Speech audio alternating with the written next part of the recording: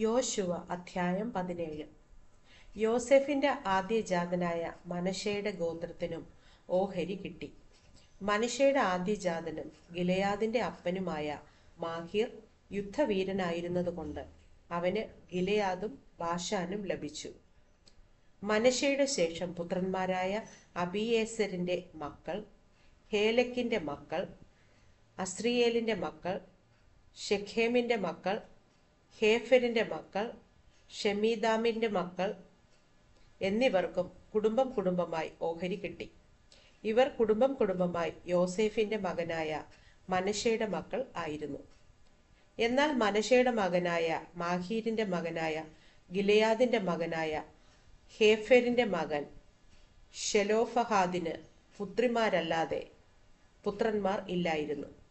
അവന്റെ പുത്രിമാർക്കും Mahlah, Nova, Hoglah, Milkha, Tirzah എന്ന് പേരായിരുന്നു. അവർ പുരോഹിതനായ എലയാസരിന്റെയും നൂന്റെ മകനായ യോശുവയുടെയും പ്രഭുക്കന്മാരുടെയും മുമ്പിൽ അടുത്തു ചെന്നു, ഞങ്ങളുടെ സഹോദരന്മാരുടെ കൂട്ടത്തിൽ ഒരു അവകാശം ഞങ്ങൾക്ക് തരുവാൻ യഹോവ മോശയോട് കൽപ്പിച്ചിട്ടുണ്ട് എന്ന് പറഞ്ഞു. അങ്ങനെ അവൻ യഹോവയുടെ കൽപ്പന പ്രകാരം അവരുടെ അപ്പന്റെ സഹോദരന്മാരുടെ കൂട്ടത്തിൽ അവർക്ക് ഒരു അവകാശം കൊടുത്തു. ഇങ്ങനെ മനശ്ശെയുടെ പുത്രിമാർക്ക് അവന്റെ പുത്രന്മാരുടെ കൂട്ടത്തിൽ അവകാശം ലഭിച്ചതുകൊണ്ട് മനശ്ശെയ്ക്ക് യോർദാനക്കരെ ഗിലെയാദ് ദേശവും ബാശാനും കൂടാതെ 10 ഓഹരി കിട്ടി. മനശ്ശെയുടെ ശേഷം പുത്രന്മാർക്ക് ഗിലെയാദ് ദേശം കിട്ടി. മനശ്ശെയുടെ അതിരോ ആശേർ മുതൽ ശേഖേമിന് കിഴക്കുള്ള മിഖ്മെഥാത്ത് വരെ ചെന്ന് വലത്തോട്ട് തിരിഞ്ഞ് ഏൻ തപ്പൂഹയിലെ നിവാസികളുടെ അടുക്കലോളം നീണ്ടുകിടക്കുന്നു. തപ്പൂഹ ദേശം മനശ്ശെയ്ക്കുള്ളതായിരുന്നു. എങ്കിലും മനശ്ശെയുടെ അതിരിലുള്ള തപ്പൂഹ പട്ടണം എഫ്രൈമ്യർക്ക് ഉള്ളതായിരുന്നു. പിന്നെ ആ അതിർ കാനാ തോട്ടിങ്കലേക്ക് തോട്ടിന്റെ തെക്കുകൂടി ഇറങ്ങുന്നു. ഈ പട്ടണങ്ങൾ മനശ്ശെയുടെ പട്ടണങ്ങൾക്കിടയിൽ എഫ്രൈമിന് ഉള്ളവ. മനശ്ശെയുടെ അതിർ തോട്ടിന്റെ വടക്കുവശത്തു കൂടി ചെന്ന് സമുദ്രത്തിങ്കൽ അവസാനിക്കുന്നു.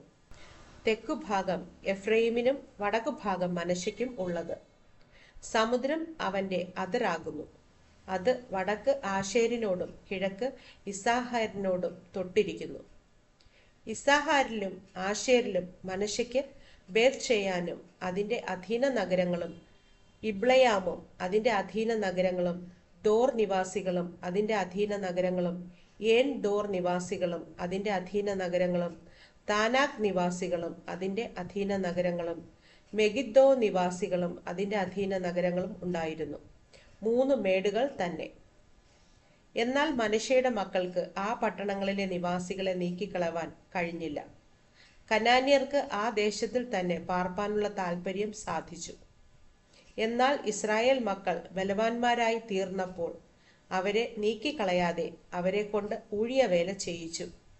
അനന്തരം യോസേഫിന്റെ മക്കൾ യോശുവയോട്, യഹോവ ഇതുവരെ ഞങ്ങളെ അനുഗ്രഹിച്ചു, ഞങ്ങൾ ഒരു വലിയ ജനമായി തീർന്നിരിക്കെ ഒരു നറുക്കും ഓഹരിയും മാത്രം നീ ഞങ്ങൾക്ക് തന്നത് എന്ത് എന്ന് ചോദിച്ചു. യോശുവ അവരോട്, നിങ്ങൾ വലിയൊരു ജനമെങ്കിൽ എഫ്രയീം പർവ്വതം നിങ്ങൾക്ക് വിസ്താരം പോരാത്തതാകൊണ്ട് കാട്ടുപ്രദേശത്ത് ചെന്ന് പെരിസ്യരുടെയും മല്ലന്മാരുടെയും ദേശത്ത് കാട് വെട്ടി സ്ഥലമെടുത്തുകൊള്ളുവിൻ എന്നുത്തരം പറഞ്ഞു.